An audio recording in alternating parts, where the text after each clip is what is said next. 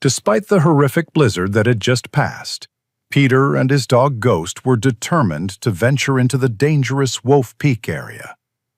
The night before, a mysterious streak of fire had torn across the sky, followed by an explosion that shook the entire valley. Ghost, with a strange insistence, led Peter climbing through 4-foot snowdrifts. After hours, the dog stopped, scenting the air and barking. Peter ran over, and the strong smell of jet fuel hit him. This was no civilian aircraft. What he saw was the wreckage of a strange, black machine, made of a composite material he had never seen. And then Ghost barked again. The dog had found an unconscious man, dressed in an unusual flight suit, barely alive in the snow. Please support us by subscribing to our channel. The high-altitude wind was a restless thing, a constant pressure against the logs of the cabin. It was the only sound Peter trusted. It never changed, and it never lied. Inside, the silence was broken only by the crackle of the wood stove and the rhythmic, soft breathing of the dog, asleep at his feet. This was their life, Peter and Ghost. Peter was a man carved from the same hard, lonely timber as the mountains around him. At 46, he was tall and lean, a wiry strength left over from his years in the army. His brown hair was cut short, surrendering to a distinguished silver at the temples, and his face, mostly hidden behind a thick but tidy beard, was rugged but held a deep, quiet kindness in the eyes. He wore the uniform of the Bitterroot Valley in winter, a thick flannel shirt, worn denim, and heavy wool socks. He was sitting in his worn armchair, a book open on his lap, but he had not turned a page in an hour. His gaze was fixed on the cabin's large window, which now reflected only the warm light of the room. Outside, the world had vanished. A snowstorm, the first real monster of the season, had descended on North Star 3 days ago. The small, isolated Montana town was now completely cut off. The plows would not even try to clear the mountain pass for at least another 2 days. The phone line was dead, a high-pitched whine its only reply. The internet, reliant on a satellite dish buried under 2 feet of snow, was a distant memory. Peter did not mind the isolation. He had sought it out. He had come here to the very edge of the wilderness to escape a world that moved too fast and spoke too loud. He had also come here to heal, though he knew some wounds never truly closed. They just scarred over, tight and pulling. He felt the familiar pull now. It started with the silence of the snow. It reminded him of the silence before. The ticking of the mantel clock grew louder, each click a hammer blow against his calm. The walls of the small cabin seemed to shrink, the warm air growing thick and heavy. He could smell the dust, the ozone. His vision narrowed. Before the panic could take root, a cold, wet nose pressed firmly into his palm. Peter blinked. He looked down. Ghost was no longer sleeping. The 5-year-old German Shepherd was standing, his head resting on Peter's knee, looking up with an unnerving, intelligent gaze. Ghost was a magnificent animal. His coat was not the standard black and tan, but a rare and beautiful silver gray that blended with the white fur on his chest and legs, making him almost invisible in the snow. He was a rescue, found half-starved near the Canadian border, but he carried himself with the quiet dignity of a wolf. He was calm, intuitive, and Peter's anchor to the real world. The dog let out a low, soft whine, not of distress, but of inquiry. He pressed his head harder against Peter's hand, demanding attention, pulling him back from the edge. Peter let out the breath he had been holding. The tightness in his chest eased. The ticking clock faded back into the background. "Hey, boy," Peter whispered, his voice rough from disuse. He scratched the dog behind the ears. "You're right. Just the wind. Just the snow." Ghost, satisfied that Peter was present again, released a soft sigh and lay back down, resting his heavy chin on Peter's boot. The bond was intact. The moment had passed. Peter closed his book. He stood, stretching his stiff legs, and walked to the window. He wiped the condensation from the cold glass. "Just a white wall, Ghost," he said. The snow was still falling, thick and relentless. "Looks like it's just us for a while." He was halfway to the kitchen to make coffee when Ghost's head snapped up. The dog's ears flattened. A low, deep growl rumbled in his chest, a sound Peter had heard only twice before. It was not a warning bark for a deer or a bear. It was an alert. "What is it?" Peter said, freezing. Ghost moved past him, low to the ground, and stood stiff-legged at the cabin door, his eyes fixed on the ceiling. Then Peter heard it. It was not the wind. It was a new sound, a high-pitched, unnatural scream that seemed to tear through the fabric of the storm. It was getting louder, closer. Ghost began to bark, a frantic, desperate sound. "Outside, boy!" Peter grabbed his heavy leather coat from the peg, shoving his bare feet into his boots. He trusted the dog's instincts more than his own. He threw open the cabin door just as the sound peaked. The cold hit him like a physical blow, stealing his breath. "What in the—" Peter looked up, shielding his eyes against the driving snow. The clouds tore open. For one terrifying second, a tear of orange light ripped across the night sky. It was low, far too low. It was not a meteor. It was angled wrong, trailing black smoke and shedding sparks. It was silent for a beat, moving faster than any sound. It disappeared over the jagged silhouette of Wolf Peak, the mountain that loomed over the valley. Peter and Ghost stood frozen on the porch, the snow swirling around their legs. 5 seconds later, the sound hit them. It was not an explosion. It was a deep, shuddering boom that seemed to come from the earth itself. The windows of the cabin rattled in their frames. A cascade of snow slid from the roof, dumping onto the porch with a heavy whoosh. Then, silence. Only the wind remained. Ghost stopped barking, letting out a confused whine, looking up at Peter for an explanation. Peter had none. He stared into the darkness, his heart hammering against his ribs for a reason entirely separate from his past. His mind, trained by years of service, was already calculating the trajectory, the speed, the sound. "That wasn't lightning," Peter said to the storm. "That was a crash." He stood there for a long time, the cold seeping into his bones, before he finally called Ghost back inside and shut the door. Sleep was impossible. The rest of the night was spent pacing, drinking coffee, and staring at the flames in the stove. The sun rose late, a weak gray smear in the east. The storm had finally broken, leaving behind a world of pristine, deadly white. The snow was piled in massive drifts, 4 feet deep in places. Peter stood at the window, Ghost at his side, looking at Wolf Peak. It was at least a 3-hour hike in good weather. In this, it would be twice that. It was dangerous. The avalanche risk would be high. The logical thing to do was to stay put, to wait for the plows, to wait for someone else. But Peter knew he would not. He was the only one who lived this deep in the valley. He was the only one who had seen it. If someone was out there, hurt, they would not survive another night. "I guess we have to go look, boy," Peter said, his voice resigned. Ghost wagged his tail once, as if he had already known.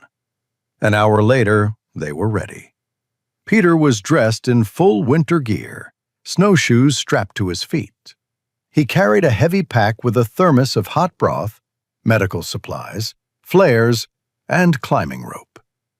Ghost, his thick fur providing all the insulation he needed, bounded ahead, his powerful legs plunging through the powder. The hike was brutal. The silence of the forest was absolute, broken only by Peter's labored breathing and the crunch of his snowshoes. Ghost was their guide, his nose to the snow, instinctively picking the safest path. They climbed for hours, winding their way up the side of the mountain. Peter's lungs burned, but his focus was absolute. This was a mission. This he understood. It was Ghost who found it first. He stopped, his head high, sniffing the air. He let out a sharp bark and bounded off the trail, disappearing into a grove of thick pines. "Ghost!" "Wait," Peter called, pushing after him. When he broke through the trees, he smelled it, the acrid, chemical smell of jet fuel, sharp and wrong in the clean mountain air.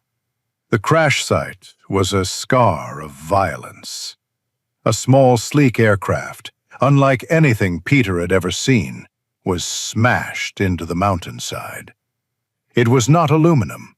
The wreckage was made of some dark, matte black composite material that had shattered like glass. There were no civilian markings, no tail numbers he could recognize. "My God," Peter breathed. Ghost was sniffing frantically at a large snowdrift 20 yards from the main wreckage. He started digging, whining, throwing plumes of snow behind him. Peter ran, his snowshoes sinking. "What is it, boy? What did you find?" He saw the boot first, black, tactical. Peter dropped to his knees and dug with his gloved hands. He uncovered a leg, an arm, and then the torso of a man, dressed in a dark flight suit, half buried in the snow, his face turned away. Peter's training took over. He felt for a pulse in the man's neck. It was there. Faint, thready, but it was there. He was alive. Peter quickly cleared the snow from the man's face. He was young, perhaps 30, with sharp features and dark hair plastered to his forehead. Peter quickly checked for immediate trauma, his hands running over the man's limbs. A severe break in the left leg, possible internal injuries, but no arterial bleeding. He was hypothermic. They had to move, fast. "We got to get him out of here, Ghost." As Peter prepared to carefully move the stranger, he checked the man's pockets for identification, anything that could tell him who this was. He found a thin, waterproof wallet. Inside there was an identification card with a language Peter did not recognize, but the name was clear, in Roman characters. Luca. The man, Luca, groaned, a sound of deep, agonizing pain, as Peter gently tried to shift him. "It's okay," Peter said, his voice calm and steady, the way he spoke to Ghost during a thunderstorm. "It's okay. I've got you. We're going to get you home." Ghost pressed close, licking the stranger's pale hand, as if offering his own warmth, his own assurance, in the vast, cold silence of the mountain. The journey back was a controlled nightmare. Luca was a dead weight, unconscious and bleeding. Peter, running on adrenaline and a grim familiarity with trauma, had fashioned a makeshift travois from pine branches and his own climbing rope, dragging the wounded man down the treacherous, snow-choked slope. Ghost scouted ahead, a silent gray shadow, picking the path of least resistance, his head constantly swiveling, alert to the dangers of the fresh snowpack. By the time Peter hauled the pilot onto the porch of his cabin, his lungs were burning, and his own old scars ached in protest. He settled Luca onto the sturdy cot he kept by the fireplace, his movements economical and practiced. He cut away the strange, rubbery flight suit, his military first aid training surging to the forefront. The man's left leg was a mess, a clear, compound fracture.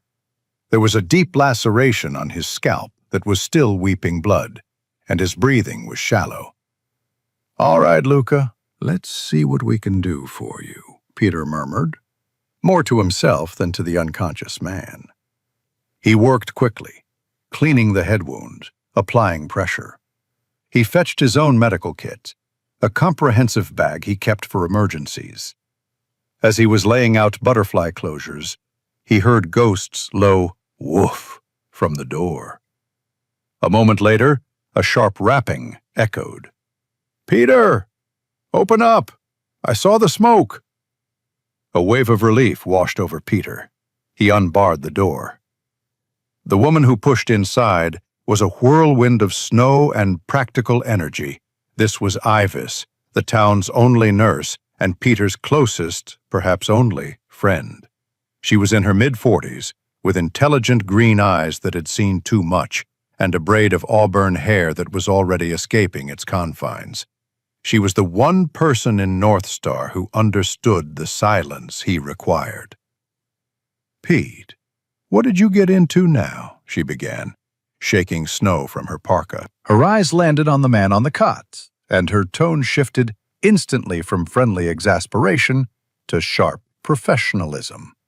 "Dear Lord!" She was at Luca's side in a second, pulling on sterile gloves from her own bag. "How long ago?" "Found him at the peak, an hour, maybe 2, after sunrise. Crash happened last night," Peter reported, falling into the familiar rhythm of an assistant. "Vitals are weak. He's in shock. Deep hypothermia." Ivis assessed, her fingers on Luca's throat. "This leg is bad, but it's the internal bleeding I'm worried about. He's bleeding somewhere we can't see." Her eyes met Peter's. "He's in a very bad way. We can't move him, not with the pass closed." "So we stabilize him here," Peter stated. It was not a question. "We try." For the next hour, they worked in tandem, a practiced team. Ivis set the leg as best she could, creating a rigid splint. Peter held the man steady, murmuring reassurances that were meant more for himself than the patient. Ghost lay by the fire, his head on his paws, watching every move with intense, quiet observation.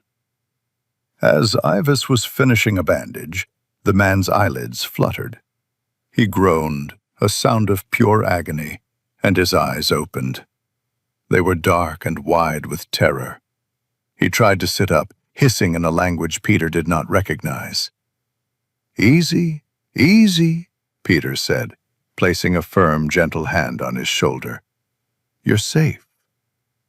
You're in a cabin. You were in a crash." The man, Luca, stared at him, his gaze darting from Peter to Ivis and then to Ghost, who had risen to his feet. Where am?" His voice was a raw whisper, his English heavily accented, the words broken. "Montana, the Bitterroot Mountains," Peter said slowly. "You're safe." "Plane," Luca gasped, wincing. "The snow, the storm." He seemed to gather himself, his eyes focusing. "I am photographer, wildlife. The engine, it is gone. The storm, it was too strong." Peter and Ivis exchanged a look. A wildlife photographer, flying a plane that looked like a military prototype in the worst storm of the decade. The story was as thin as the ice on the creek. Before either of them could respond, Ghost let out a low growl, his attention fixed on the door. A heavy, authoritative knock followed. Peter's shoulders tensed. He glanced at Ivis, who gave a small, worried shake of her head. He went to the door and opened it. The man standing on the porch was tall and broad, filling the frame. He wore a heavy wool coat that failed to hide his imposing nature. This was Barnes, the former sheriff of North Star. He was a man in his late 60s, with a face like carved granite and eyes the color of a frozen lake. He had retired 5 years prior, but he had never relinquished his air of absolute authority. "Peter," Barnes said, his voice a low rumble. He did not ask to come in. He simply stepped past Peter, his gaze immediately landing on Luca. "Heard there was a commotion. Someone in town saw the smoke plume from the peak." Ivis stepped forward, wiping her hands on a cloth. "He's a crash survivor, Barnes." "Name's Luca. He's a photographer. His plane went down in the storm." Barnes grunted, his eyes assessing the pilot with deep, unconcealed suspicion. He looked at the splint, the bandages, and then at Peter. "A photographer? Is that right? Flying in a blizzard. Must have been desperate for a picture." "He's severely injured," Ivis said, her voice firm. "He needs rest, not an interrogation." "He's in my town, Ivis. That makes him my business," Barnes retorted. He walked over to the fragments of the flight suit Peter had cut away and left by the door. He picked one up, rubbing the strange composite fabric between his thumb and forefinger. "I'm going up to the crash site," Barnes announced, his eyes locking on Peter. "See what kind of camera this photographer was using." "The snow's too deep. It's not safe," Peter said. "It wasn't too deep for you," Barnes countered. "I'll be back." He turned and left, the cabin door closing with a heavy, final sound. "That man is a bully," Ivis said quietly, her brow furrowed. "He's suspicious," Peter said, "and he's not wrong to be." He looked at Luca, who had closed his eyes again, his face pale and slick with sweat. 2 hours later, Barnes returned. The snow on his coat told Peter he had made the trip. "Well," Barnes said, standing in the center of the room, dripping melting snow onto the wooden floor, "I've seen it. And I can tell you one thing." He pointed a thick finger at the resting pilot. "That man is no photographer." "Barnes," Ivis started. "Don't Barnes me, Ivis. The plane is made of some kind of black metal I've never seen, shattered like obsidian. There are symbols on the tail fin that don't belong to any airline I know. It's advanced. Military." He looked at Peter. "You're a soldier. You saw it. You know I'm right." Peter did not, could not answer. "You're harboring him, Peter," Barnes said, his voice dangerously low. "Whatever he is, he's trouble, and you brought it to your door." Barnes left without another word, leaving a heavy silence in his wake. Later that evening, as dusk painted the snow blue, Ivis prepared to leave. "I'll be back in the morning," she said, packing her bag. "Keep him warm. Try to get some broth into him if he wakes." She paused at the door, touching Peter's arm. "Be careful, Pete. Barnes speaks for a lot of the fear in this town." After she left, Peter was alone with the sleeping pilot and the dog. Barnes's words echoed in his head. "You know I'm right." He did. The feeling had been nagging him, a cold knot in his stomach, a soldier's instinct. He looked at Ghost, who was watching him, always watching. "I have to go back," Peter said. "Just one more look. Something doesn't add up." He grabbed his coat. The air was frigid, the stars sharp and cold overhead. He and Ghost moved quickly, their steps silent in the deep powder. The crash site was eerie in the moonlight, a black wound in the white snow. Peter went straight to the cockpit, searching again. Nothing. Ghost, however, was not with him. The dog was 20 yards away, at the very spot where he had first found Luca. He was digging, his paws moving in a blur, whining with a low, focused intensity. "What is it, boy?" Peter moved toward him, his heart suddenly quickening. "What did you find?" Ghost was digging at the base of a snowdrift, near where Luca had been thrown. Peter got on his knees, pushing the snow away with his hands. His gloves hit something hard. It was not a rock. It was metal. He cleared the snow away, his breath fogging in the air. It was a case. A small, dark gray metal briefcase, reinforced at the corners. It looked like it could survive a direct blast. There were no markings, just a complex, high-security locking keypad on its face. Peter pulled it free. It was heavy. This was what Barnes had missed. This was what the pilot had been carrying. This was what the strange, advanced plane was for. His soldier's instinct, the one that had kept him alive for years, screamed at him. This was not just trouble.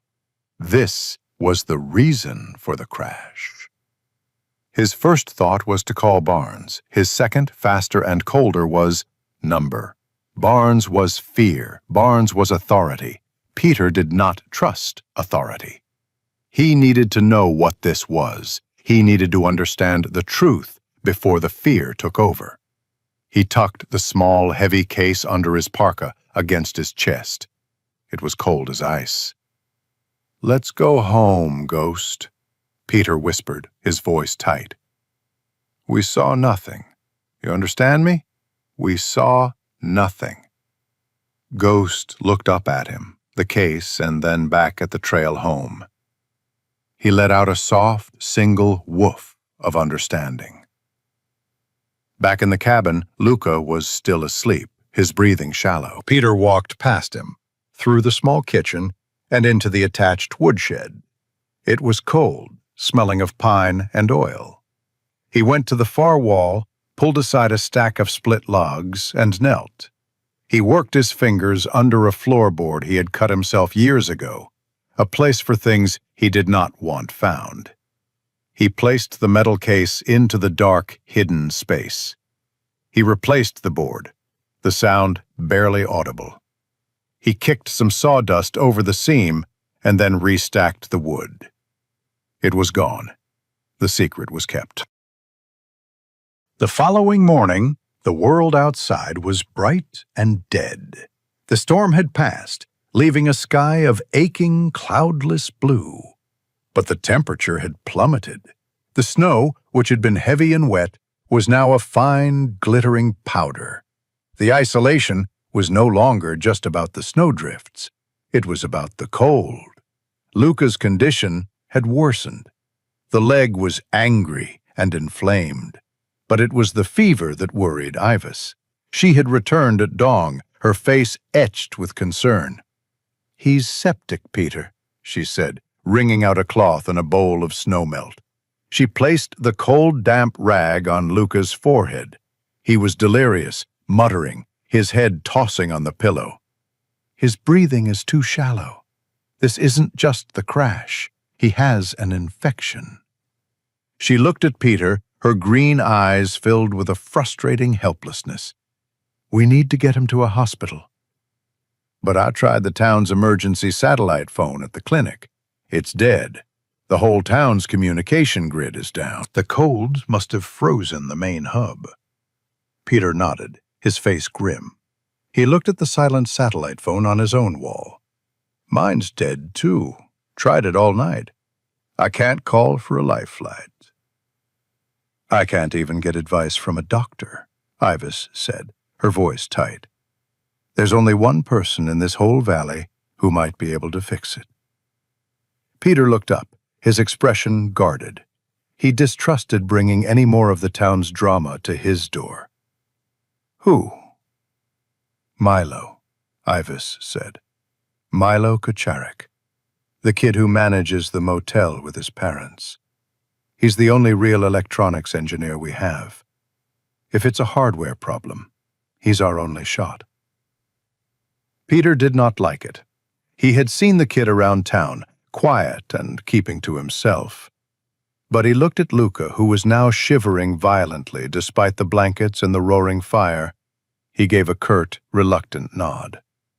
Ivis went to her truck and used her short-range radio, the one that could just barely reach the town center. An hour later, a small, rattling utility truck pulled up the long, snowy drive.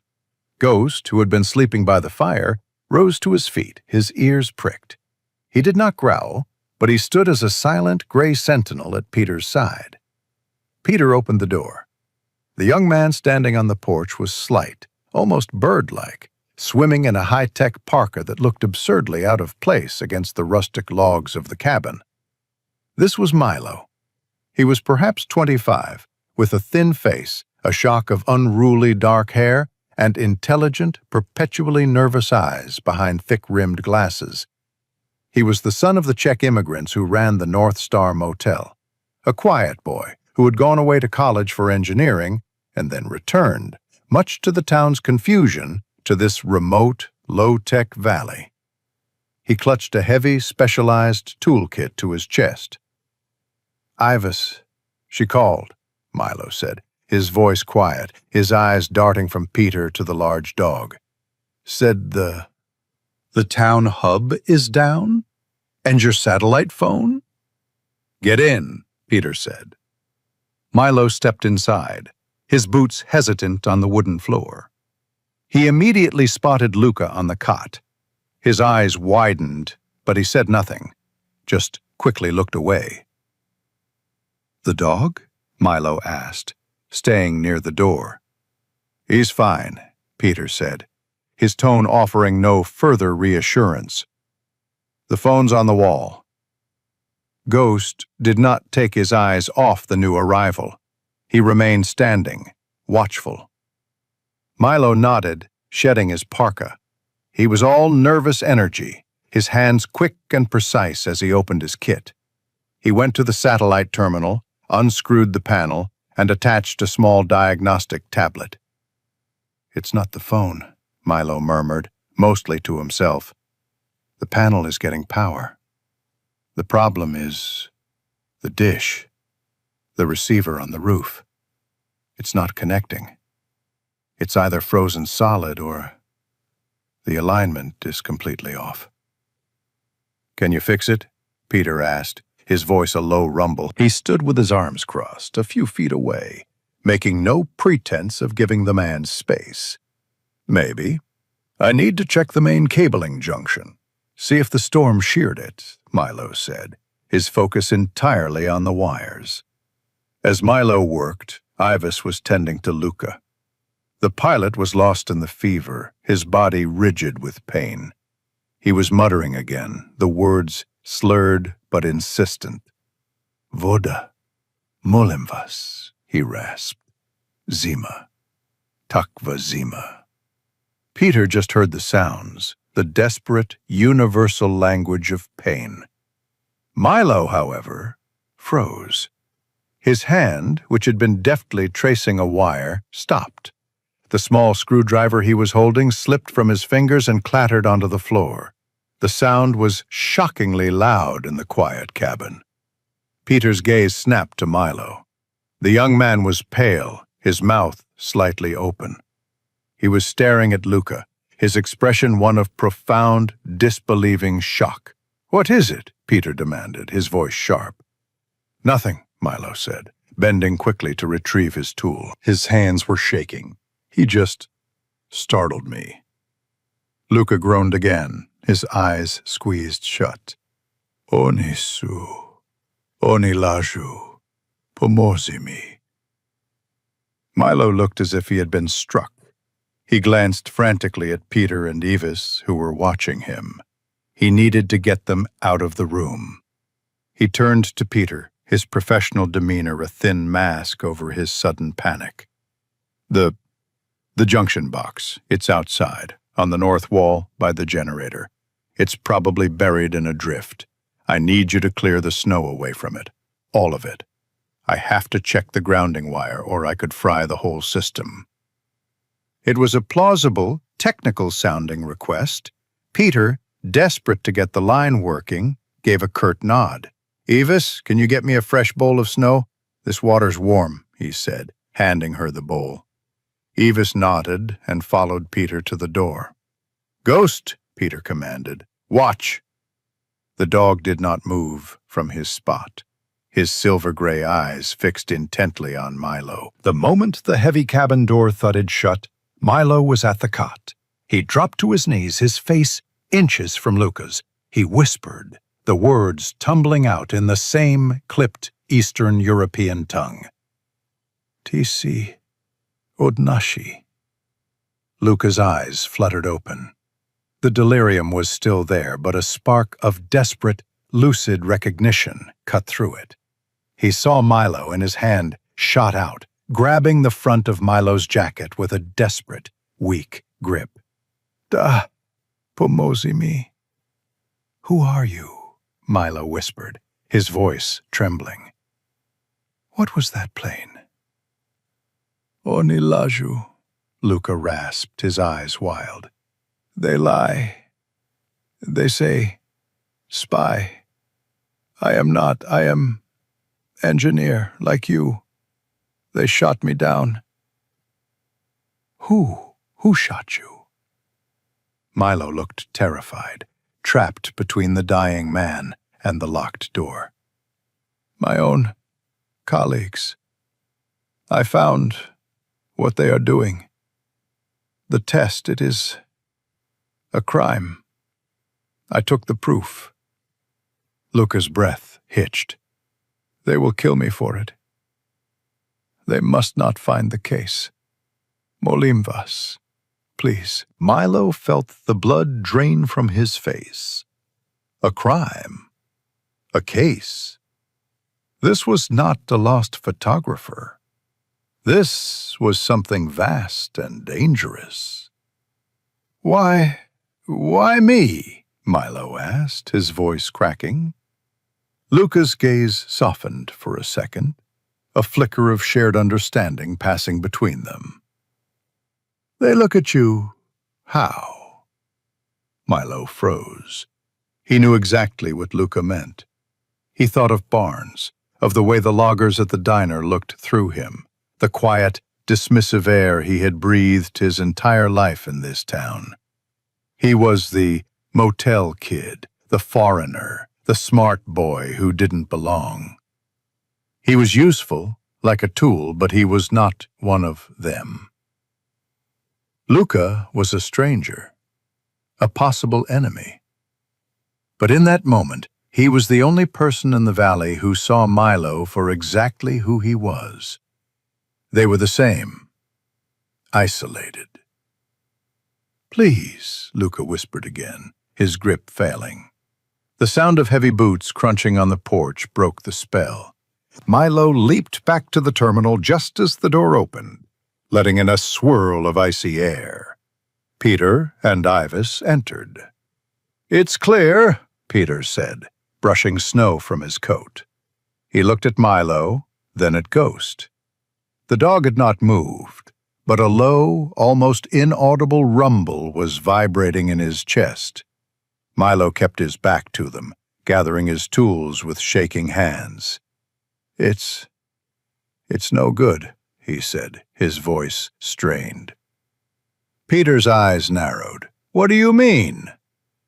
"The dish itself, the main receiver. The storm must have fried the circuitry, or a piece of ice shattered the lens. It's dead, Mr. Peter. I can't fix it. It needs to be completely replaced. I'm sorry."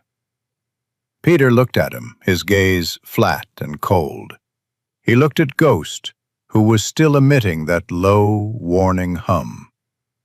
Peter knew, with the same certainty he felt in his bones before an ambush, that Milo was lying. "Right," Peter said.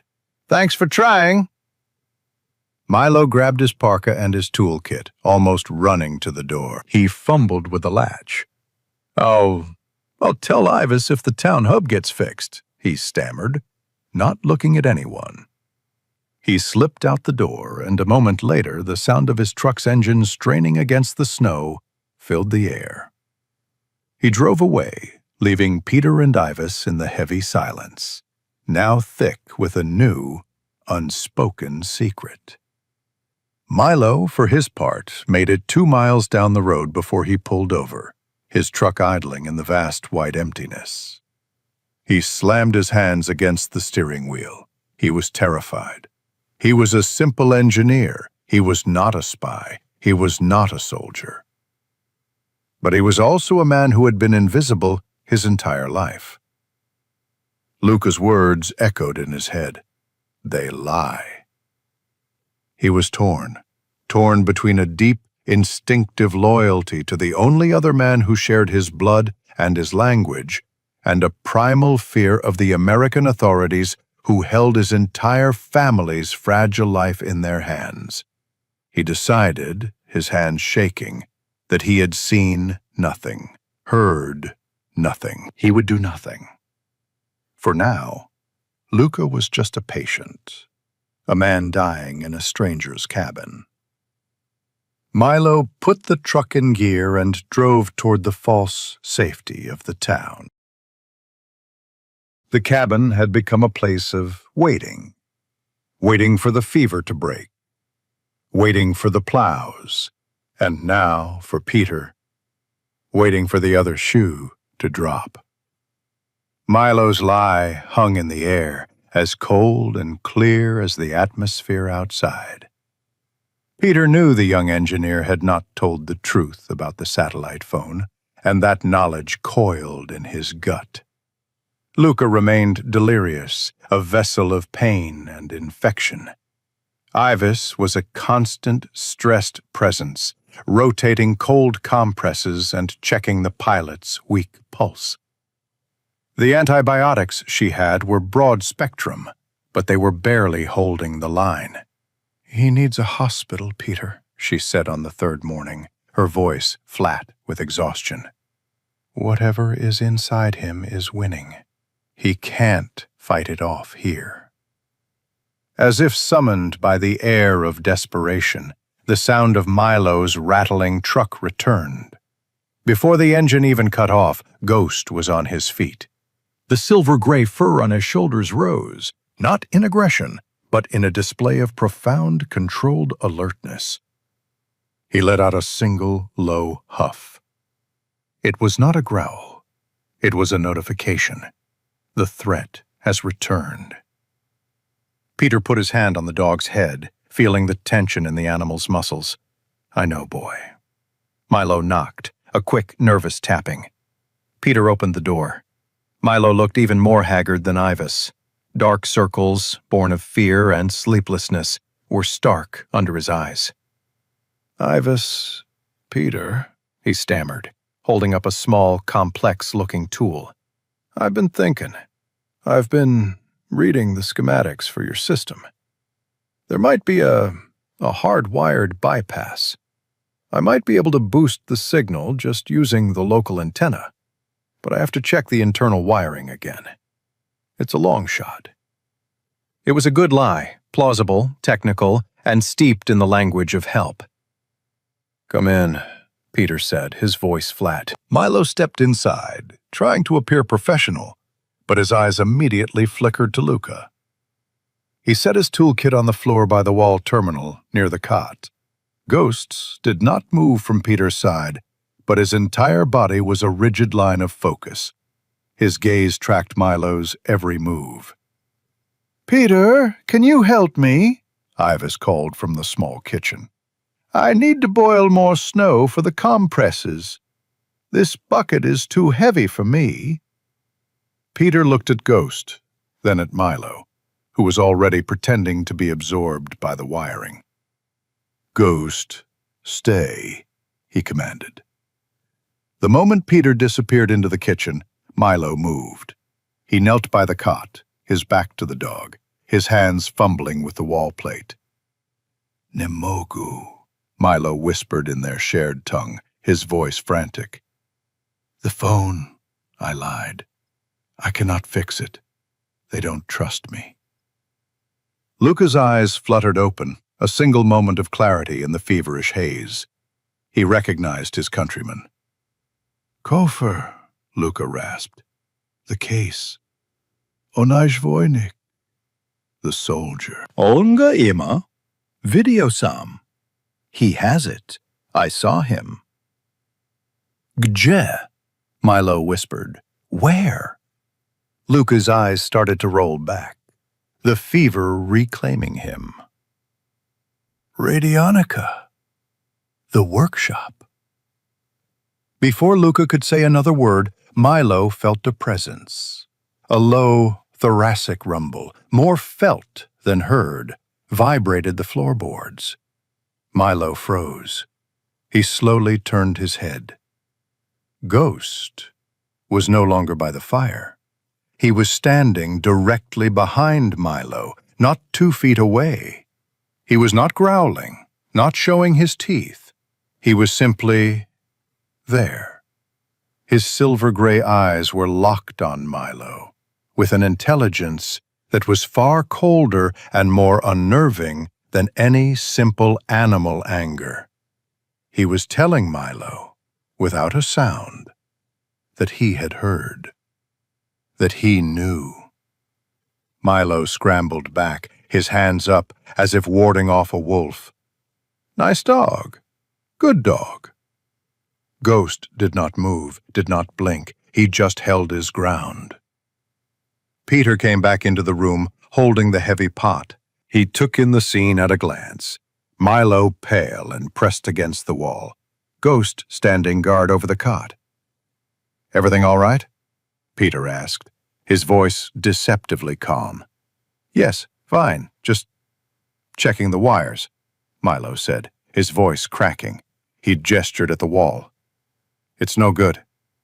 This isn't going to work." Peter's gaze went from Milo to Ghost. The dog had not backed down. He was now standing between Milo and the cot, a clear, living barrier. Peter had known this dog for 3 years.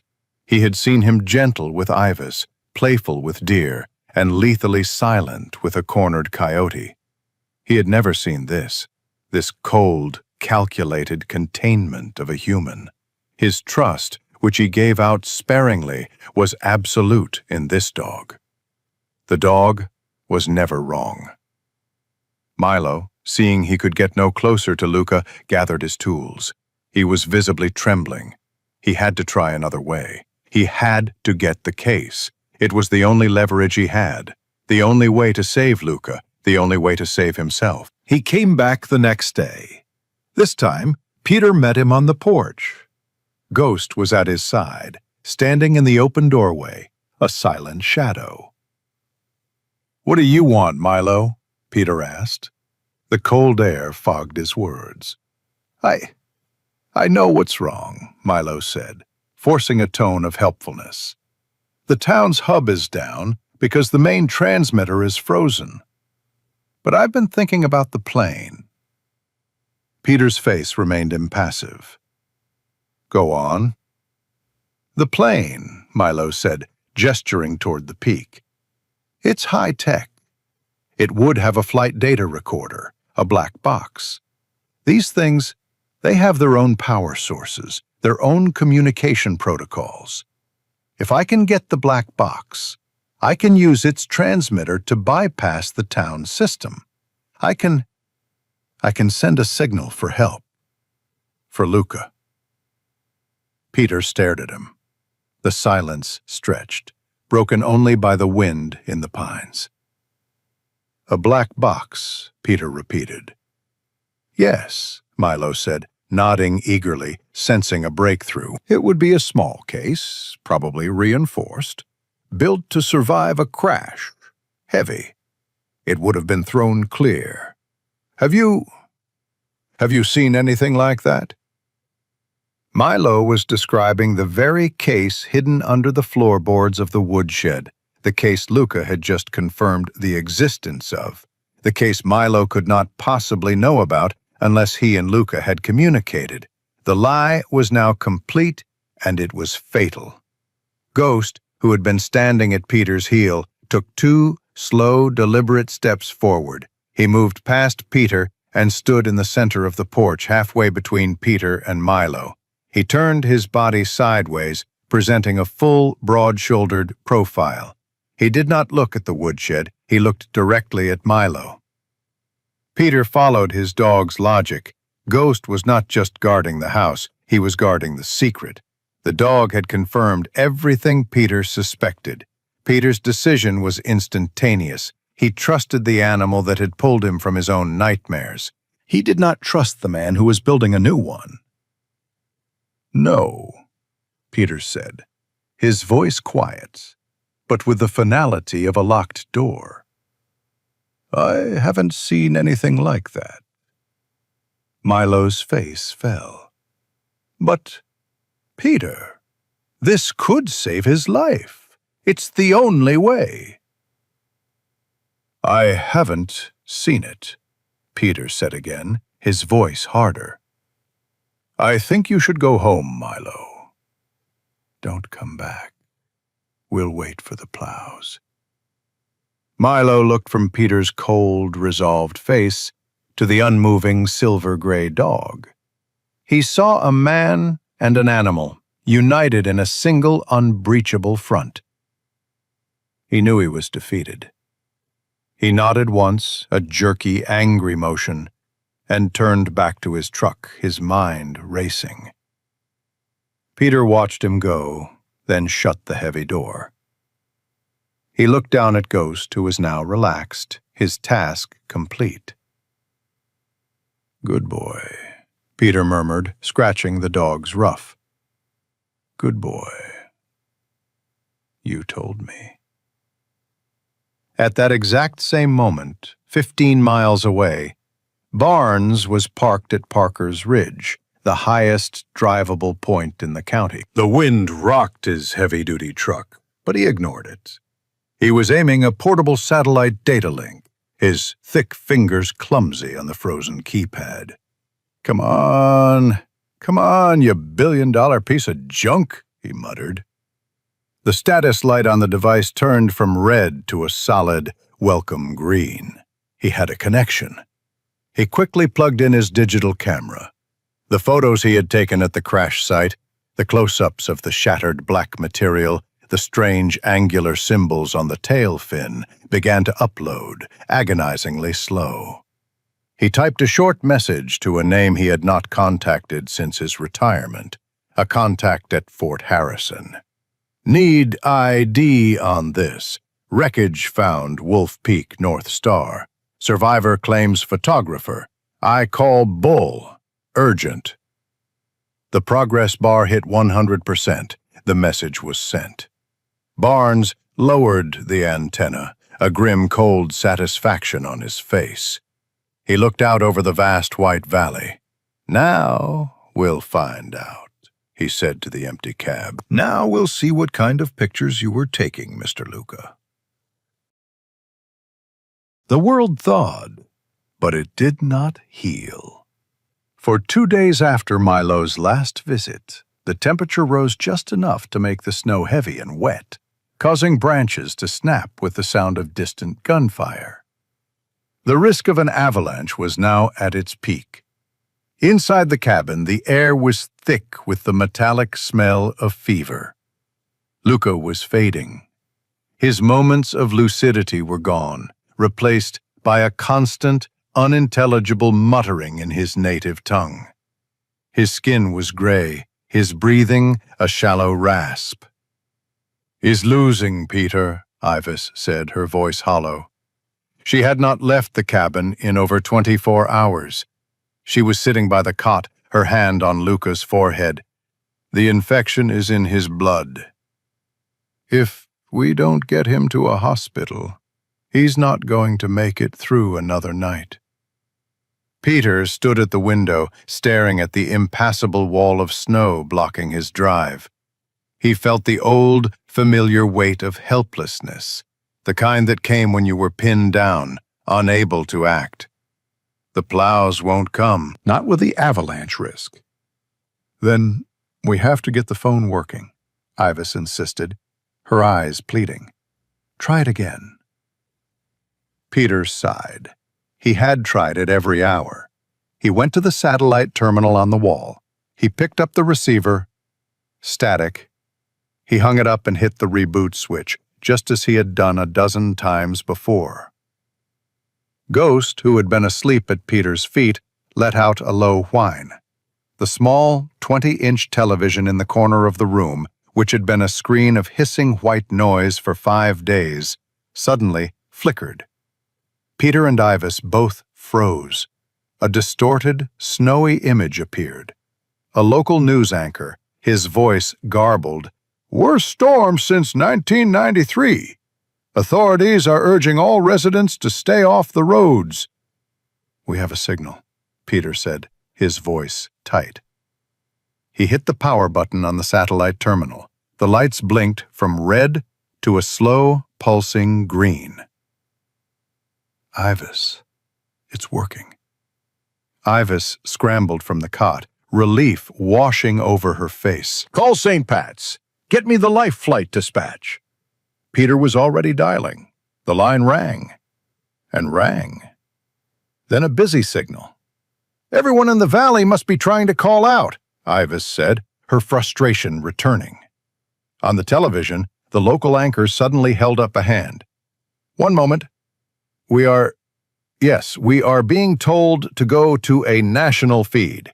We are interrupting this broadcast for an urgent bulletin from the Department of Homeland Security." The screen cut to black, then to a stark official seal.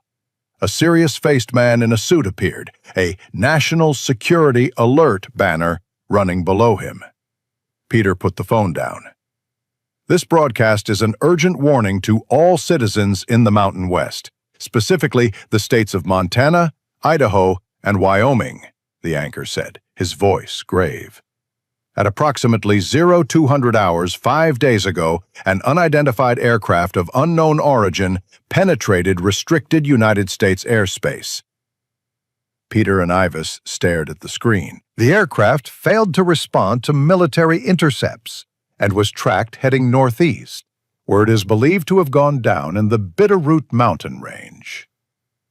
Ivis's hand went to her mouth. "Peter, shh." The anchor continued. "The following images, obtained from satellite reconnaissance, are of the confirmed wreckage." An image filled the screen. It was a high-altitude, black-and-white photograph. It was blurry, but the shape was undeniable, a black scar against the white snow. Then a second image, a close-up, clearly taken from a drone or aircraft. Peter felt the blood drain from his face. It was the wreckage on Wolf Peak, the same shattered black composite material, the same angular, alien-looking tail fin with the strange symbols that Barnes had described. "It's him," Ivis whispered, her voice trembling. "It's Luca."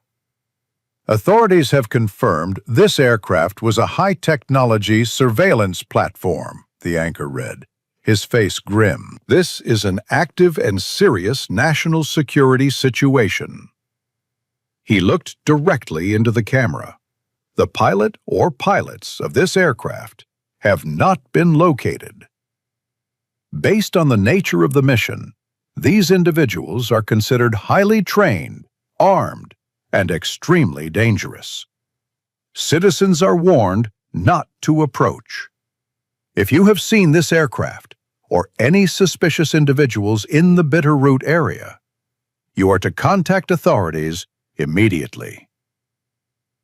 The screen cut back to the local anchor, who looked visibly shaken.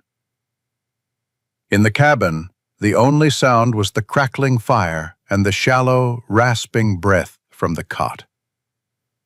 Peter and Ivis looked at each other. Then, as one, they looked at the extremely dangerous man. Luca was shivering violently, his eyes squeezed shut in a fever dream. He looked less like a threat and more like a dying child. Ghost, who had been watching the television with a curious tilt of his head, suddenly stood. He walked to the window, his body rigid, and let out a low, warning growl. "What is it, boy?" Peter asked. his voice rough. But Ivis was staring at him, her eyes wide with a new, dawning horror. "Peter, the case, the one in your woodshed, the one Ghost found, that's what they're looking for, isn't it? Is that why Milo—" Peter had no answer. He was watching his dog. Ghost's growl was deeper now, his gaze fixed on the long, snow-covered drive. At that same moment, in the North Star Grill, the town's only diner, the same broadcast had just finished. The small room, filled with loggers and ranchers drinking their morning coffee, was dead silent. Every eye was on the television mounted in the corner. Barnes sat alone in a booth, his empty coffee mug in his hands. A slow, grim smile of pure vindication spread across his face. He had received the reply from his military contact an hour ago. This broadcast was just the public confirmation. "Well, I'll be," a logger named Hank muttered, his face pale. "A spy. A damned spy. Here. The panic broke. That's what crashed on the peak. Did you hear that?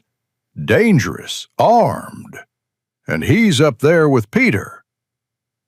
Barnes drained his mug and stood up. His 6'3" frame commanded the room. The ex-sheriff, the man of authority, was back. "Shut up," he barked. The room went silent. "You all heard it," Barnes said, his voice a low, powerful rumble. "They told you. I told you. I knew it from the second I saw that wreckage. And our own Peter, he's harboring him." "But Peter's a veteran," someone whispered. "Peter's not right," Hank snapped. "We all know it. Lives up there like a hermit with that wolf dog. He's probably a sympathizer." "He's not a sympathizer," Barnes said, silencing the new rumor. "He's compromised. Or he's a fool, it doesn't matter. What matters is we have an enemy agent on that mountain. The pass is closed. The feds can't get here. It's on us." He pointed to Hank, then to a quiet rancher named Jim. "Hank, Jim, you're with me. You know his property. Go home, get your rifles, and get your trucks. We're going up there and we're taking that pilot. We are not letting some foreign spy infect our town." The men didn't hesitate. Fear had turned to anger, and they were looking for a leader. They scrambled from their booths, grabbing their coats. "We have to protect ourselves," Barnes said, his voice ringing with absolute cold certainty. "It's our duty." Back in the cabin, Peter heard it. Ghost had been growling for a full minute, a steady, low rumble. And now Peter heard what the dog had been warning him about, the sound of engines. Not the high-pitched whine of Milo's small truck. These were the deep, throaty roars of heavy-duty diesel engines, multiple V8s, straining and fighting their way up his unplowed drive. Peter moved to the window, pushing aside the curtain. His heart sank. It was not the state police. It was not the plows. It was a convoy. 4 heavy-duty pickup trucks, their plow blades and oversized tires throwing up massive wings of snow, were crawling their way toward his home. He could see the gun rack in the back window of the lead truck. He saw Barnes step out of the lead truck, a heavy hunting rifle in his hand. Peter stepped back from the window, his mind flashing, the walls of the cabin suddenly feeling like a trap. "Peter?" Ivis said, her voice a terrified whisper. "What is that?" Peter looked at Ivis, at the dying man on the cot, and at his dog, who now stood between his master and the door, a silent, silver-gray line of defense. "It's the town," Peter said, his voice flat and dead, all the old battlefield instincts flooding back. "They're here." The cabin door was a thin layer of wood against a wall of anger. Peter stood behind it, Ghost pressed against his leg, the dog's body a solid, tense mass of muscle. Outside, the diesel engines idled, a low throbbing threat that vibrated through the floor. "Peter!" Barnes's voice boomed, amplified by the cold, thin air. "We know you're in there! Open this door!" Ivis was pale, her hands clenched at her sides. "Don't, Peter." "Don't." "They won't wait, Ivis." He looked at Luca, who was oblivious on the cot, his breathing shallow. He looked at Ghost. "Stay with her," he commanded. Peter unbarred the door and opened it, stepping onto the porch. He held his hands open and empty at his sides, a gesture of non-aggression that felt futile. Barnes stood 3 feet away, his face a mask of cold granite. He held his rifle pointed safely at the ground, but it was a clear symbol of his intent. Behind him, Hank and Jim and 3 other men from the town fanned out, their expressions a mix of fear and righteous anger. "Hand him over, Peter," Barnes said. It was not a request. "I can't do that, Barnes," Peter said, his voice quiet but carrying in the cold. "That wasn't a question," Barnes snapped. "We saw the news. You're harboring a foreign enemy, an armed and dangerous spy." "Look inside, Barnes," Peter said, gesturing with his chin toward the open door. Ghost was visible now, standing in the doorway like a gray shadow, his eyes fixed on Barnes. "He's not a spy. He's a patient. He's septic. He's dying." Ivis stepped forward, her voice shaking but firm. "It's true, Barnes. I'm a nurse. You all know me. He's dying of a massive infection. Moving him will kill him. He's not a threat to anyone." Hank, the big logger, pushed forward. "That's what you say, Ivis. The government says he's dangerous. You'd trust him," he jabbed a gloved finger at Peter, "over a national security bulletin? He's been hiding him for days." "He's a man." Peter's voice rose, the first crack in his composure. "Whatever he is, he's a human being, and he is sick. You can't just take him." "We're taking him to the authorities," Barnes said. "This is out of your hands." As Barnes took a step toward the porch, the sound of a different, higher-pitched engine made them all pause. Milo's small utility truck, rattling and struggling in the deep snow ruts left by the larger pickups, pulled up behind the convoy. Milo got out, his thin frame trembling. He looked at the armed men, at Barnes on the porch, and at Peter. He looked terrified, a rabbit caught between 2 closing traps. Peter saw the fear in Milo's eyes. He saw the same fear in Hank and Jim. This was not justice. This was a panic-fueled mob.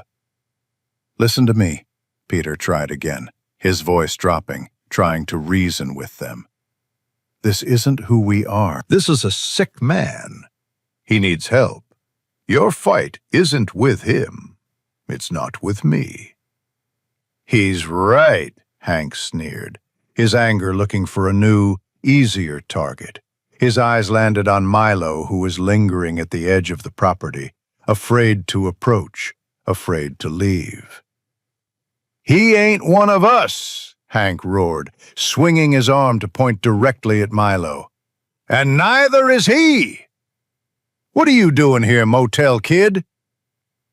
Milo froze. Every man turned to look at him. "You're all the same," Hank shouted, the words ripping through the air. "You and him! Why don't you go back where you came from?" The words struck Milo harder than a physical blow. He saw his father's face, always smiling, always deferential to the guests. He saw his mother, tirelessly working, trying to erase her accent. He saw himself, the quiet, smart boy who fixed their electronics but was never invited to their bonfires.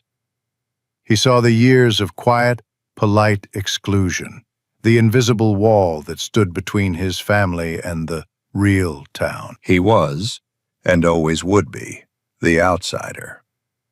Luca's feverish words from the cabin echoed in his mind.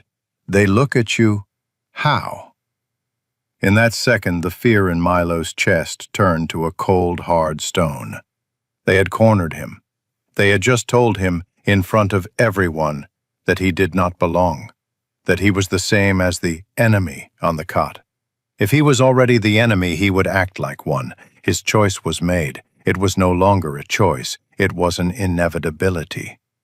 While all eyes were on the confrontation, Milo's terror found a focus. He knew what he had to do.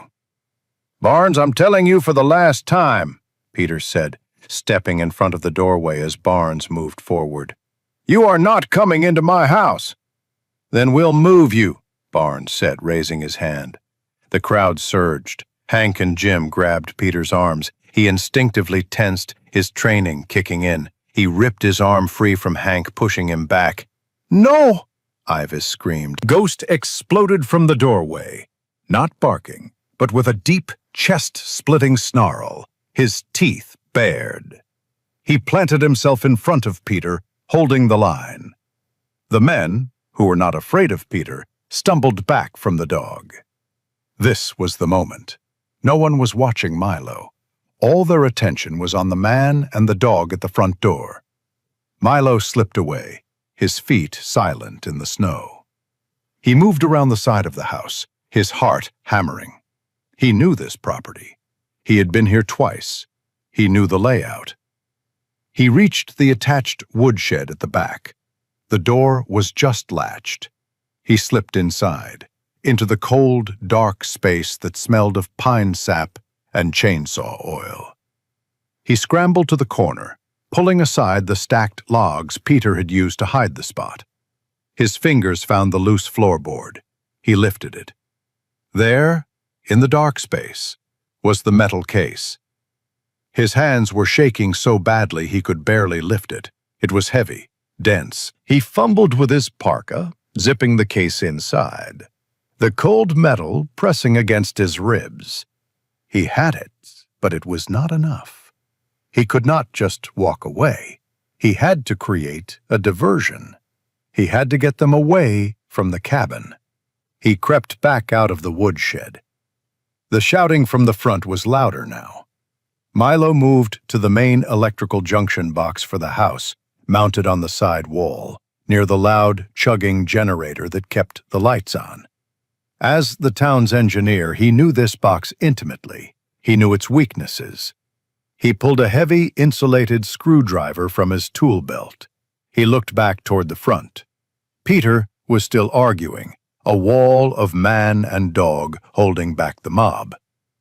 Milo took a deep breath. He jammed the screwdriver between the two main terminals. The result was instantaneous. A blinding blue-white flash exploded from the box with a deafening crack. Sparks rained down, hissing in the snow. The generator choked, sputtered, and died. In the cabin, the lights, the heater, and Luca's heart monitor instantly went dark. The sudden flash and the plunging silence made the armed men yell in alarm, spinning around. What the hell was that? "It's the generator!" In the chaos, Milo staggered out from the side of the house, clutching his arm, his face a mask of manufactured terror. He coughed, the smell of ozone sharp in his lungs. He attacked me!" Milo screamed, pointing toward the back of the cabin. "It's Luca! He's running! He attacked me, and he's running!" He stumbled and fell to his knees, as if weakened. "He went out the back! He's headed for the woods!" The lie was perfect. It was everything the mob had feared. The dangerous spy was loose, and he was capable of sabotage. Barnes was frozen, his mind racing. He looked at Peter, who was staring in stunned disbelief. He looked at the smoking junction box. He looked at Milo, who was coughing on the ground. "Hank! Jim! To the back!" Barnes roared, his authority snapping back into place. "He's making for the trees! Don't let him get away!" The mob, energized by a new clear purpose, broke and ran, their boots churning the snow as they raced around the cabin to catch the phantom escapee. Barnes gave Peter one last furious look. "This is on you," he snarled, before turning to follow his men. Peter stood on the porch, his body locked in a cold, dawning dread. Ivis let out a choked sob from the doorway. Luca, the man who was too weak to lift his own head, had just attacked Milo and escaped out the back. It was an impossible lie, and in the confusion Peter saw Milo, still on the ground, look up. For one fraction of a second, Milo's terrified eyes met his. And in that gaze, Peter saw the truth. It was not an escape. It was a betrayal. The chaos was absolute. The shouts of Barnes and his men faded as they crashed through the woods behind the cabin, chasing a ghost. Peter stood on the porch, his body locked, his mind racing, trying to process the impossible. The smoking generator, the sudden darkness, Milo's terrified, lying face. "Peter?" Ivis's voice was a thin, trembling sound from the doorway. "The cot." He turned. He ran back into the cabin. The room was dark, the only light coming from the low, dying embers in the wood stove. The electronic hum of the heart monitor was gone, replaced by a terrifying silence. The cot was empty. Peter's blood ran cold. He ran through the small kitchen. The back door, the one that led to the woodshed, was open a few inches, a slice of gray light cutting the gloom. Milo's lie had not been a diversion. It had been a confession. He had not just created a phantom. He had taken a dying man. "He took him," Peter said, his voice flat with a terrible certainty. He grabbed his heavy winter pack from the floor. He checked the rifle he kept by the door, his movements fast and automatic. "Peter, what are you doing?" Ivis was at his elbow, her face white. "He took Luca." And he took the case. He slung the pack over his shoulders. "I'm going after them." "Wait!" "The phones," Ivis said, her own mind snapping back to the emergency. "The landline, the satellite, they were working. I have to get to the clinic. We have a shortwave radio there. I can reach the hospital in Missoula, call the state police." Peter paused. She was right. He was a tracker, but she was a link to the outside world. He nodded, his face grim. "Go. Bar your door, do not engage anyone. Use the radio and wait." He gave her no time to argue. He was out the door in a second, Ghost at his heel. He did not follow the mob. He circled the house, easily picking up the two sets of tracks in the snow, moving away from the cabin. One was the deep, panicked tread of Milo. The other was a shuffling, dragging, barely human trail. The trail of Luca. At the same time, a mile back in the woods, Barnes stopped. He held up a hand. His posse of angry townsfolk stopped behind him. "Quiet," Barnes commanded. They all listened. There was nothing. Just the drip of melting snow, the caw of a raven. No crashing, no running. "He's gone," Hank said, breathing hard. "Must have made the ridge." Barnes knelt, his eyes scanning the snow. He saw their own tracks, a chaotic mess. He saw the tracks from Milo's truck. He saw Peter's old tracks. What he did not see was a third set of footprints. There was no sign of an escapee. "He never came this way," Barnes said, his voice dangerously quiet. "What?" Jim asked. "But the kid—" "The kid lied," Barnes snarled, the realization hitting him. "Milo. He lied to us. He's with him." The pieces clicked into place with the cold, hard snap of a police radio. The sickness, the desperation, the kid's strange, shifty behavior. "Why would he lie?" Hank asked. "Because he's one of them," Barnes said. "He played us. He sent us on a fool's errand. Where would they go? He didn't need an answer. He knew. Luca was sick. Ivis had said so. They needed supplies. They needed medicine. They needed a vehicle that could handle the back roads, something better than Milo's rust bucket. "The clinic," Barnes said, his voice a low growl. "They're going for the clinic. For the ambulance. And for her." He turned, ignoring the confused shouts of his men. "Keep searching. Fire 3 shots if you find anything."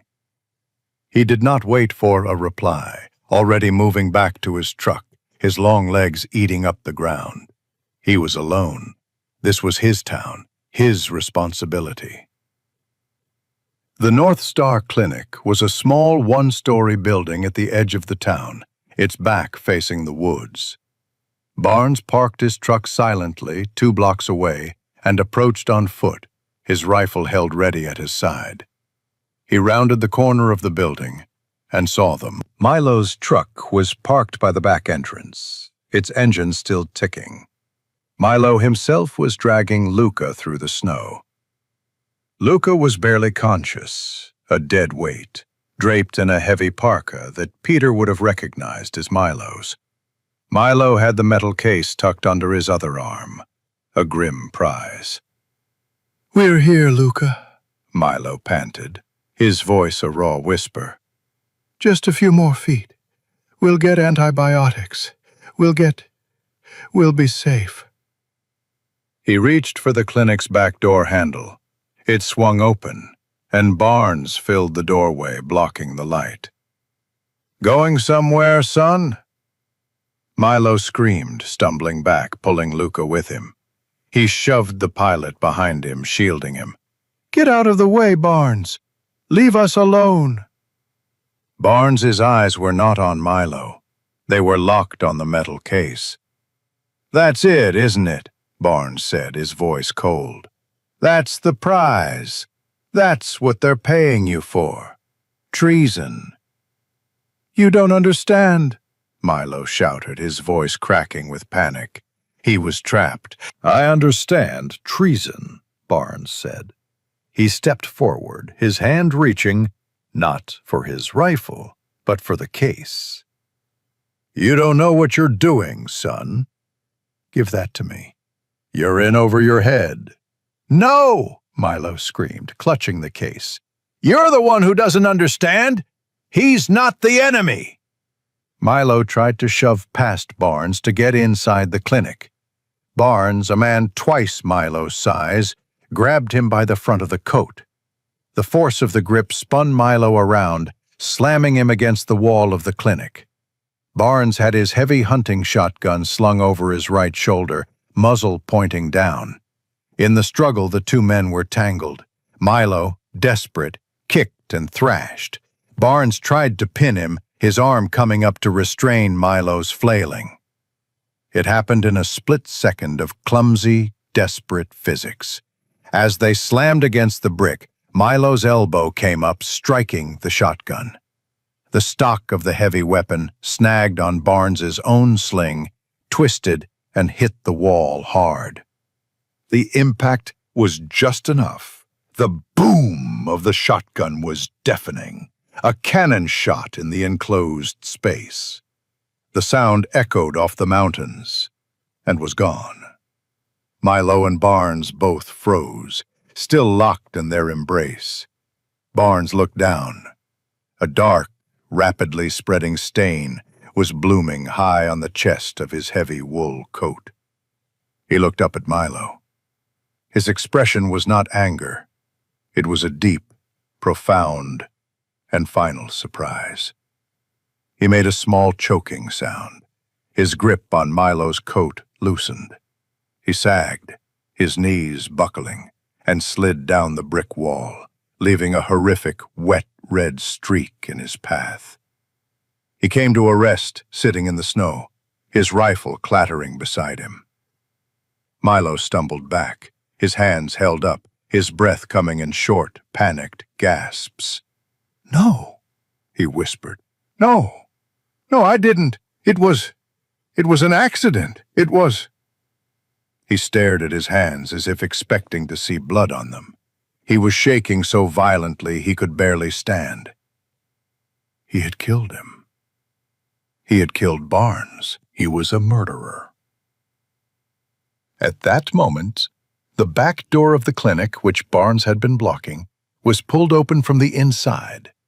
Ivis stood there, her face white. She had her hand on the clinic's shortwave radio transmitter, which sat on a desk just inside the door.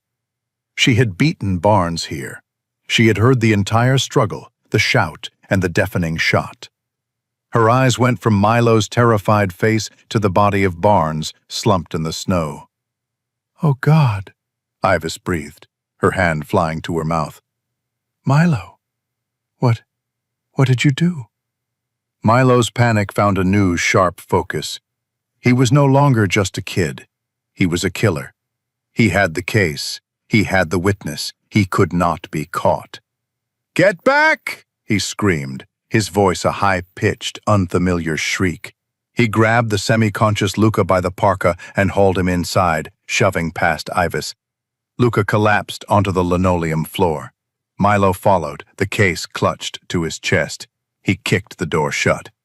"Milo, he's dead," Ivis stammered, backing away. "Shut up!" Milo yelled, his eyes wild. "The keys!" "Where are the ambulance keys?" "Milo, we have to call the police. It was Barnes." "Now!" he shrieked, slamming his fist on the desk, inches from the radio. "Give me the keys!" Ivis looked at the desperate, broken young man in front of her. This was not the quiet Milo she knew. This was someone else. Someone pushed past the breaking point, his eyes holding the wild terror of an animal. She knew in that instant that he was capable of anything. Her hand shaking, she reached for the hook on the wall and pulled down the keys, the tag labeled "Ambulance" swinging. "Get in," Milo ordered, grabbing her arm. "You're driving." "Driving where?" "Milo, we can't just—" "Drive! To the border trail, the old logging road. Drive, or I'll... He didn't have to finish. She nodded, tears of terror streaming down her face. Milo hauled Luca into the back of the ambulance, throwing him onto the gurney. He climbed into the passenger seat, the metal case held tightly on his lap, a prize that had just cost a man's life. Ivis, her hands trembling so badly she could barely fit the key in the ignition, started the engine. The ambulance lurched, its tires spinning, and then shot out of the parking lot, leaving the town and the body of Barnes behind. Peter did not wait for the shouts of the mob to fade. He knew Milo's lie for what it was. He ran back to the cabin, grabbed his pack and his rifle, and burst out the back door, Ghost at his heels. The trail was agonizingly clear in the snow. 2 sets of tracks, not one. Milo's frantic, deep-booted prints, and a second, shuffling, dragging trail. Luca. Peter's mind was a cold, sharp void. The betrayal, the theft, the danger to the town, it all paled. They had taken Luca, a dying man, into the killing cold. He and Ghost moved fast, cutting through the woods, following the path of least resistance. The tracks led, as Peter feared, toward the town, toward the only source of medicine and transport. He moved with the practiced ground-eating lope of his army days. Ghost, a silent gray streak, flowed ahead, his nose down, pausing only to ensure Peter was following. They broke the tree line at the edge of town, emerging behind the clinic, and stopped. Peter saw him first. Barnes slumped against the brick wall in a sitting position, his head lolled to the side. A dark, frozen stain covered the front of his wool coat. His shotgun lay beside him in the snow. A few feet away, the back door of the clinic was wide open. And leading away from the building, churning the snow into a muddy gray slurry, were the deep, distinct tracks of the town's ambulance. Ivis. The void in Peter's mind ignited. It was not a slow burn. It was an explosion, a white-hot, consuming rage that burned away all thought. Guilt, visceral and suffocating, flooded him. He had brought this to them. He had kept the secret. He had hesitated. And now Barnes was dead, and Ivis was gone. No, he whispered, the word a raw tear in the cold air. Ghost whined, pressing against his leg, sensing the seismic shift in his master. Find them, Ghost. Peter's voice was Ghost was already moving, his nose to the tire tracks, a determined, powerful engine of muscle and instinct. Peter followed, his rifle in his hands, held at the low ready. He was no longer Peter, the hermit. He was Sergeant Peter, the tracker, the soldier. And this was not a rescue. It was a hunt. The ambulance tracks were easy to follow. They led away from town, up the old, unplowed logging road that snaked toward the Canadian border. Ivis must be driving, her terror clear in the way the vehicle skidded and slid, fighting the deep snow.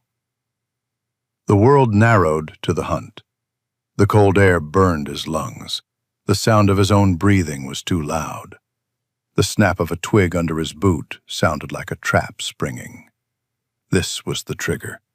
The high, thin air, the biting cold, the overwhelming white of the snow, the rhythmic, agonizing crunch of his boots, the weight of the rifle in his hands, the life of a friend on the line.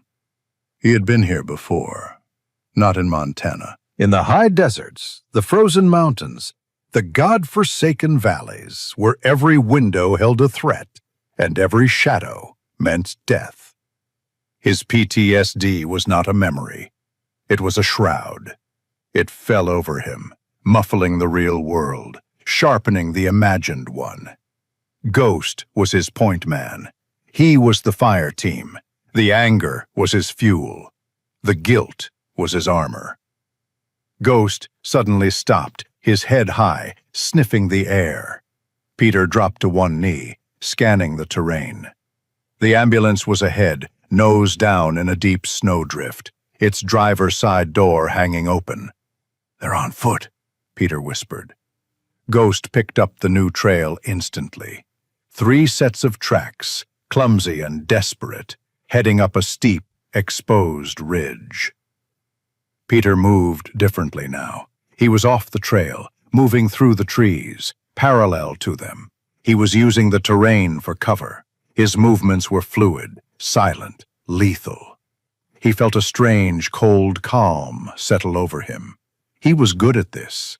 This he understood. The fear was gone, replaced by a terrible, singular purpose. Ghost kept looking back at him, a low, confused whine in his throat.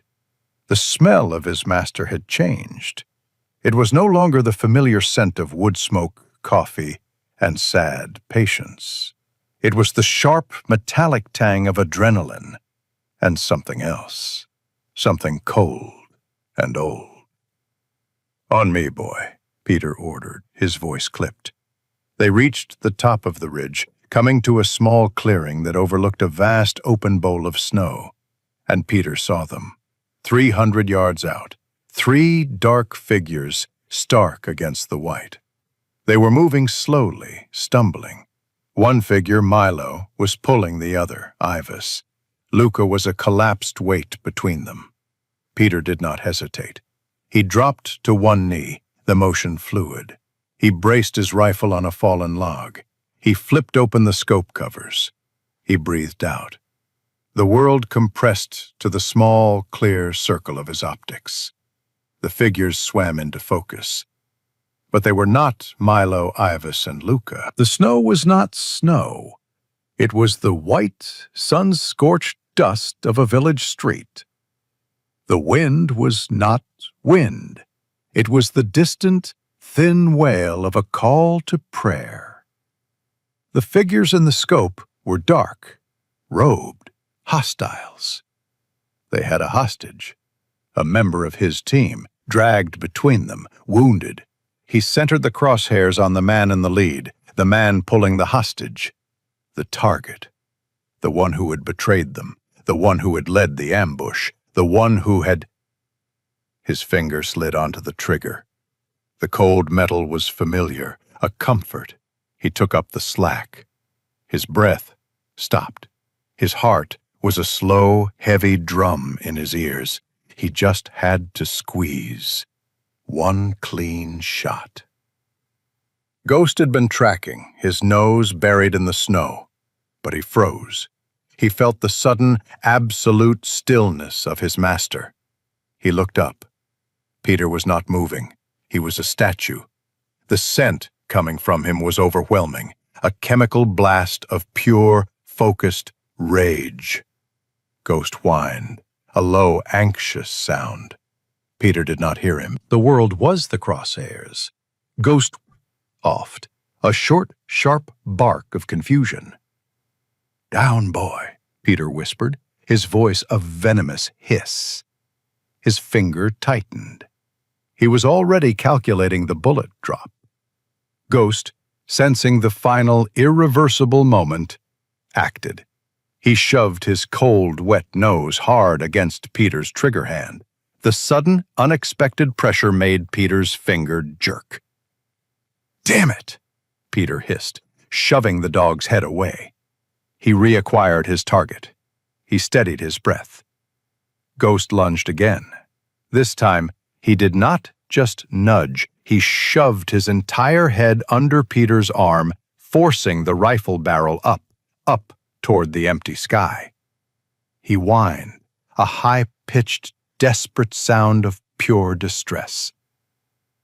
The physical shock, the cold, wet nose against his skin, the cry of his dog. It shattered the illusion. The dust of the village evaporated. The wail of the call to prayer became the sigh of the wind in the pines. The figures in his scope snapped back into terrifying, heartbreaking focus. It was Milo, a terrified kid, his face streaked with tears, pulling his friend.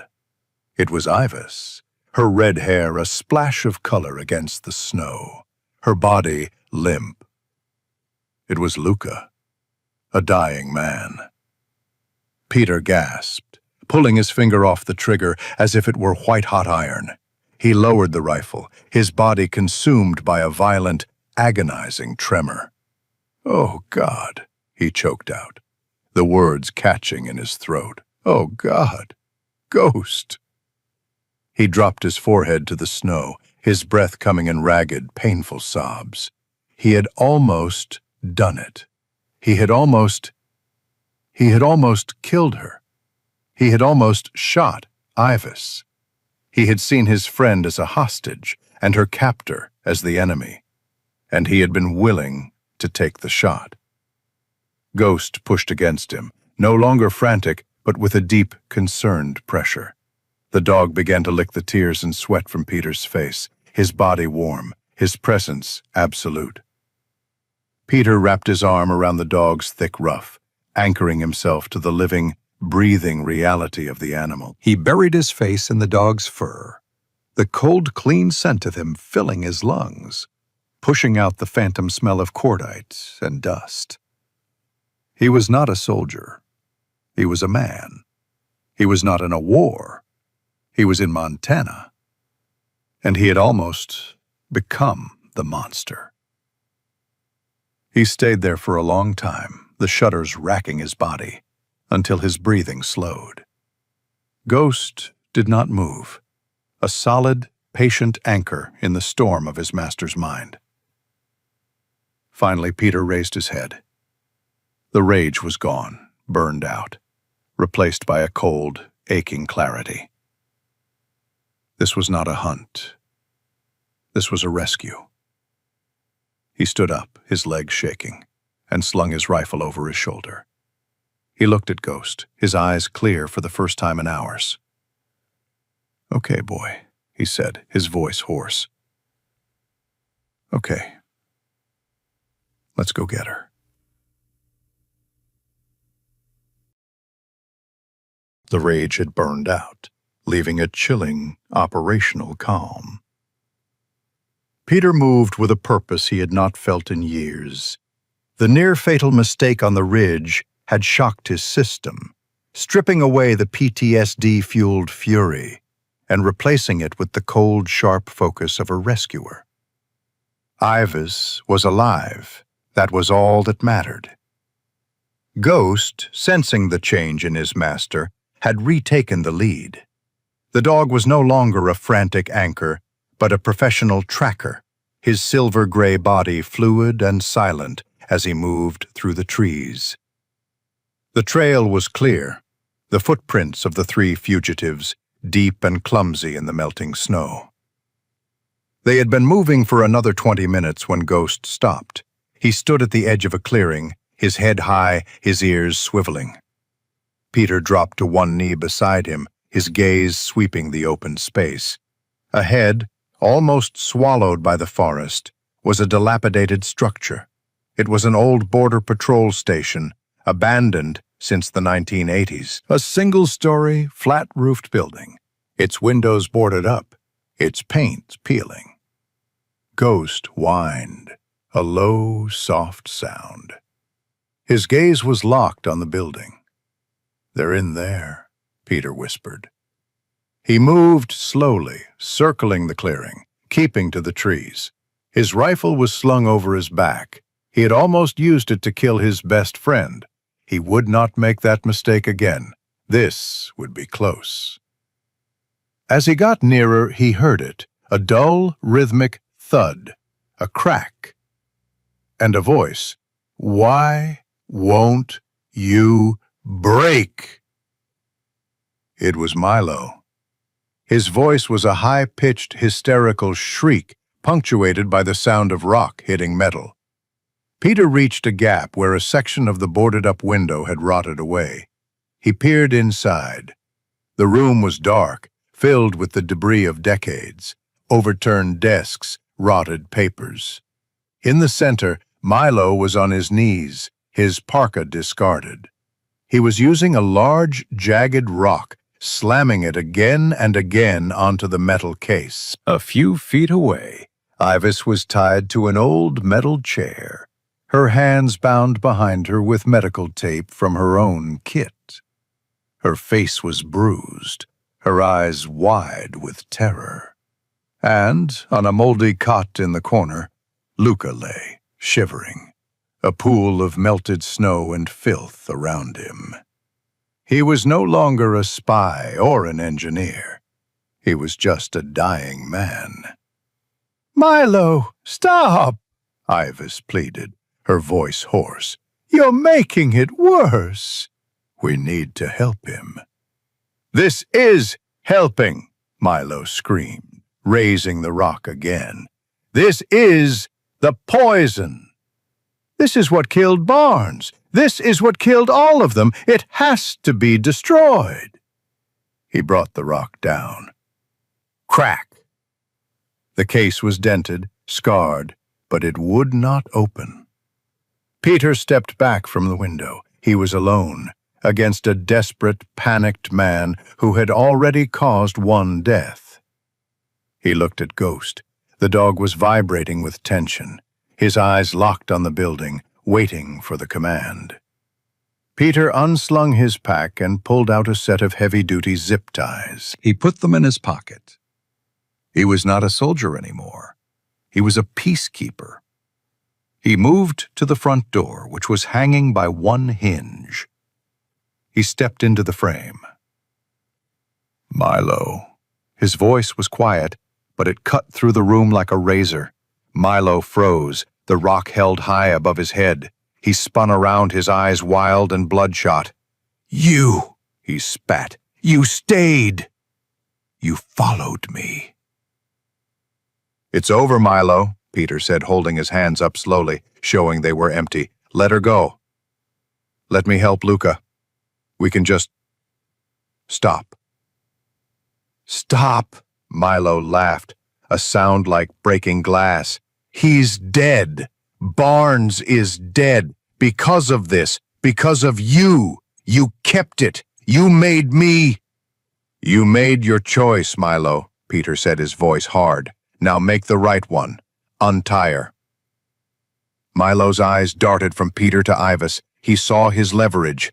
He dropped the rock and scrambled to Ivis, pulling a scalpel from his pocket, taken from the ambulance. He pressed the flat of the blade against her throat. "You stay back," he shrieked. "You stay back or I'll cut her. I swear I will." Ivis let out a choked sob, squeezing her eyes shut. Peter's vision narrowed. The calm was shattered.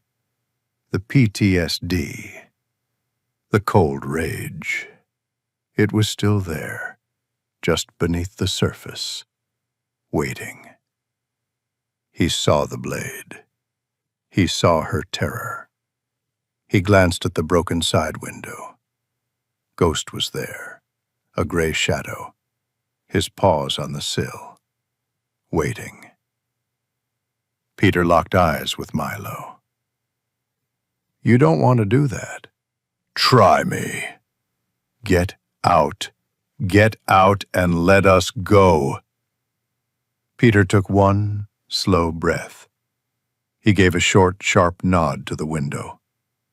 "Ghost, go." The command was flat, almost conversational. The sound that followed was an explosion. Ghost did not just climb through the window, he crashed through it, a 90-pound missile of silver-gray fur and fury, shattering the rotted wood and glass. Milo shrieked in terror as the dog hit him, a split second after he saw the movement. The impact was brutal. Man and dog went down in a chaotic tumble, crashing over an old desk. The metal case, which Milo had been standing over, was kicked hard. It flew across the room, slamming against the far wall. The impact sprung a damaged latch.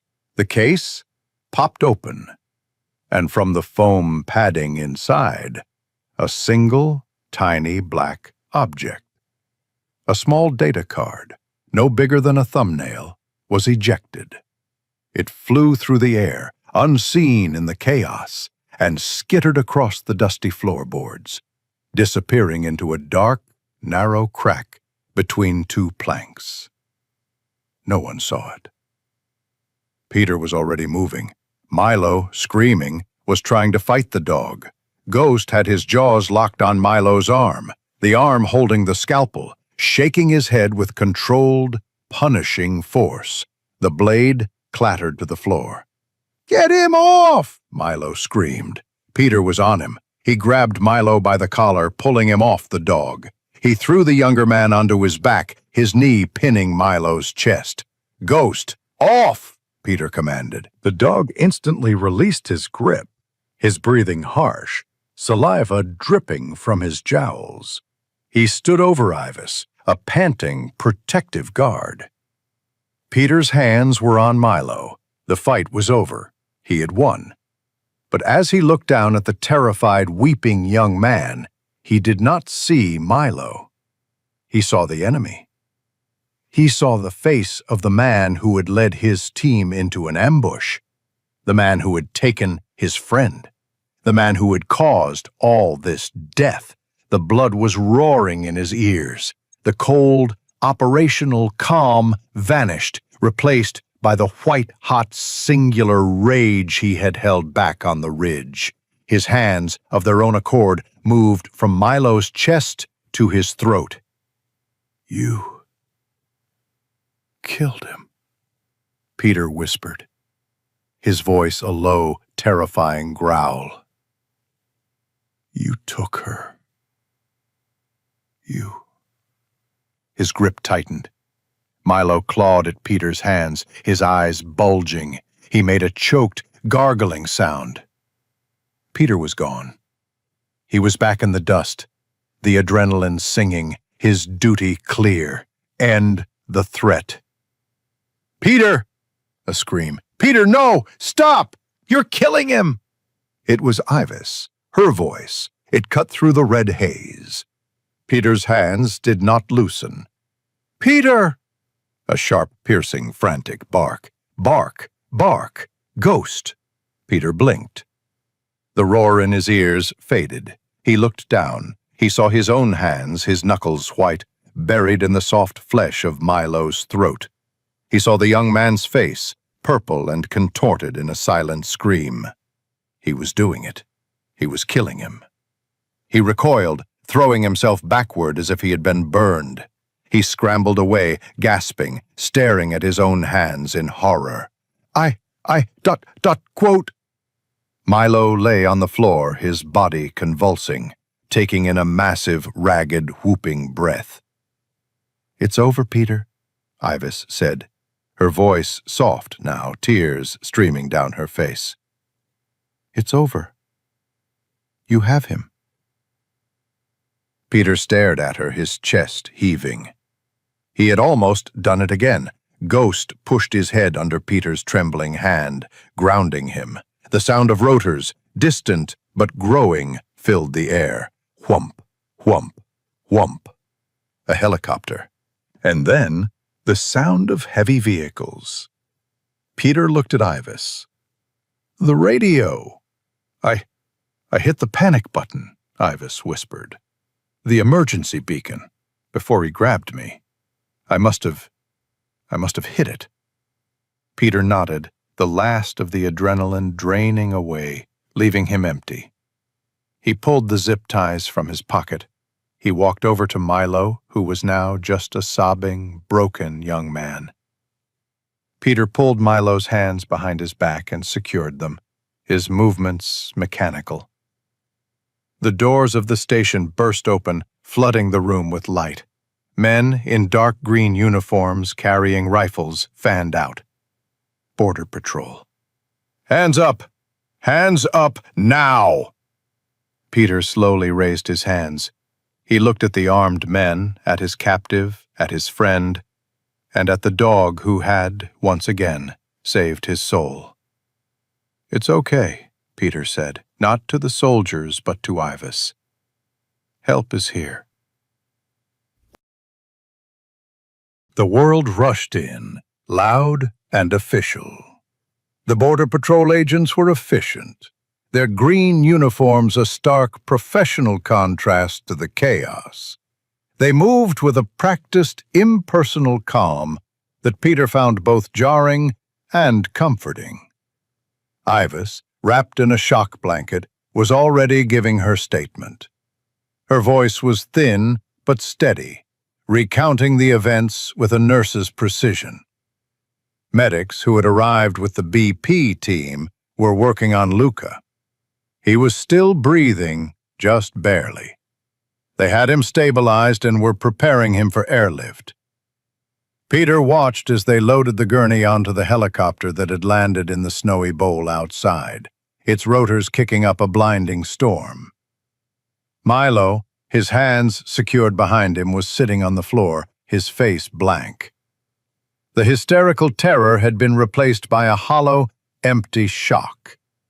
He did not look at Peter or Ivis as the agents pulled him to his feet and led him away. Peter stood in the corner of the room, his hand resting on Ghost's head. The dog was a warm, solid presence, the only thing that felt real. An agent had already taken his rifle and his brief tactical statement. He was no longer a person of interest, just a witness, a survivor. "Sir," an agent said to him, his voice polite, "you're free to go.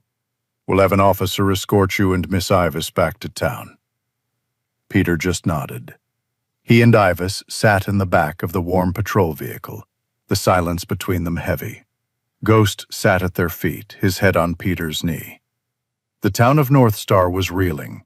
The news of Barnes's death, A tragic accident during a heroic act was the official story. The news of Milo's arrest for kidnapping and the presence of a foreign national was the story that was whispered. The town was quiet, the anger from the mob replaced by a stunned, confused grief. 3 days passed. The plows finally came, clearing the pass. The world was connected again. Peter was at his cabin, nailing a new sheet of plywood over the shattered side window of the old border station. Ivis was with him. Ghost was sniffing the perimeter, his presence a quiet comfort. "I can't believe I left it," Ivis said, her voice muffled by her scarf. She was searching the dusty floor inside. "My grandmother gave it to me." "We'll find it," Peter said. Their official reason for being there was to retrieve her locket, a small silver oval torn from her neck in the struggle with Milo. But Peter knew they were both there for another reason. They were there to face the ghosts, to reclaim the space from the horror it now held. Ivis was searching near the chair where she had been tied. Peter was looking near the wall where the case had broken open. He scanned the floor, his eyes tracing the path of the debris. He saw it. It was not the locket. It was a small, dark glint, almost invisible, wedged deep in a crack between two floorboards, a tiny black square. The data card. He knelt, his back to Ivis. His fingers were too thick to get it. He pulled his multi-tool from his pocket and used the pliers to carefully, gently extract it. He palmed it, the tiny object feeling heavy in his hand. "Found it," Ivis called out, a note of triumph in her voice. She was holding the silver locket, its chain broken. Peter stood, closing his fist around the card. "Good," he said, his voice even. "Let's go home." 2 weeks later, the snow was beginning to melt in the valley, exposing the brown, muddy earth. Peter's cabin was quiet. He was sitting at his workbench in the woodshed, an old offline laptop in front of him. A complex series of adapters and card readers were plugged into its side. He had spent days using his old Army signals intelligence skills to bypass the encryption. He clicked Run. The screen flickered, and a file directory opened. He did not open it. He unplugged the card, took the laptop into the main cabin, and set it on the table. He had called Ivis. She sat across from him, a mug of tea steaming in her hands. Ghost lay at their feet, his head on his paws, watching them both. "You found it, didn't you?" she said. It was not a question. Peter nodded. "I did."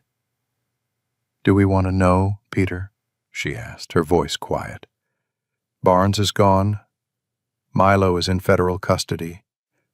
Luca, they say he's stable, but he's been transferred and no one will say where." "It's over." "Is it?" Peter asked. He looked at her. "I need to know. I need to know what I almost killed Milo for, and what Barnes died for." He turned the laptop and plugged the card in. He opened the first file. It was not military. There were no battle plans, no launch codes. It was a corporate logo. A company called Eterna Bioresearch. Peter knew the name. They had a large, heavily secured compound deep in the next valley, a place that claimed to do agricultural research. "What is this?" Ivis asked, leaning in. Peter clicked through the files. His blood ran cold. They were test results, air dispersal patterns, infection vectors, data from animal trials. It was clinical, sterile, and horrifying. "It's not a military weapon," Peter said, his voice a raw whisper. "It's a biological one. A virus. They were testing it." He found another file, a flight log. It was Luca's. And a second log for a drone. He cross-referenced the times. They weren't shooting him down, Peter said, pointing to the screen. They were herding him, trying to force him down inside their own territory. But the storm hit and he crashed here instead. He found the last file, a security report. Luca, an engineer, had discovered what they were doing. He had stolen the data. He was a whistleblower. The colleagues, he feared, were not a foreign army. They were corporate security. Ivis sat back, her face pale. My God, the town, the livestock, the water. They're testing this here. A deep, cold silence filled the room. This truth was far uglier than a simple spy story. This was not about nations. It was about greed. What do we do? Ivis asked. We give it to the police? The feds? Peter thought of the feds who had quietly made Luca disappear. He thought of the local sheriff who had so quickly accepted the official story of Barnes's death. He thought of the money Eterna pumped into the local economy. No, Peter said, they'll bury it. They'll classify it. It will disappear, just like Luca. He shut the laptop. He knew what he had to do. 3 days later, Peter's truck pulled into a parking spot in Missoula, 2 hours away from North Star. Ghost sat in the passenger seat watching the city traffic. Peter got out, holding a thick 9-by-12-inch manila envelope. It had no return address. It was addressed to the lead investigative journalist at the Washington Post, a name he had gotten from one of Ivis's old college friends. Inside was a hard copy printout of the most critical data, a new, clean USB drive containing all the files, and a single typed, anonymous note. Check the water in the Bitterroot Valley. They are poisoning you. This is the proof. He walked to the blue collection box on the street corner. He held the envelope over the slot, pausing for 1 second. This was it. There was no going back. He let it go. It dropped with a heavy, final thud. He walked back to his truck and got in, the cab warm and familiar. He sat there for a long moment, the noise of the city seeming very far away. Ghost, sensing the tension had passed, leaned over the center console and licked his hand. Peter smiled, a real tired smile. He put his hand on the dog's thick ruff, his fingers scratching the familiar spot behind his ears. The dog who had pulled him from the nightmares on the ridge. The dog who had stopped his hands at the border station. The dog who had been his anchor. His conscience. He put the truck in gear and pulled out into traffic. He had come to the mountains seeking an end to his war. He had failed. But as he drove, he realized he had not been running from a fight. He had just been waiting for the right one. He was not a soldier anymore, not in the way he had been. But he was still a protector. He had found a new way to fight, not with a rifle, but with the truth. And for the first time since he had come home, Peter felt a quiet, unfamiliar sense of peace. Sometimes the deepest wounds are the ones we cannot see, and often the best medicine is a quiet, unwavering love, a loyalty that asks for nothing but gives everything. Just like the bond between Peter and Ghost. These connections are what inspire all of our tales. If their journey touched your heart, we hope you'll join our community by subscribing. Your support through likes and shares helps these stories find the people who need them. We would be honored to read your own reflections in the comments below. Our newest story is waiting for you now, right on the screen.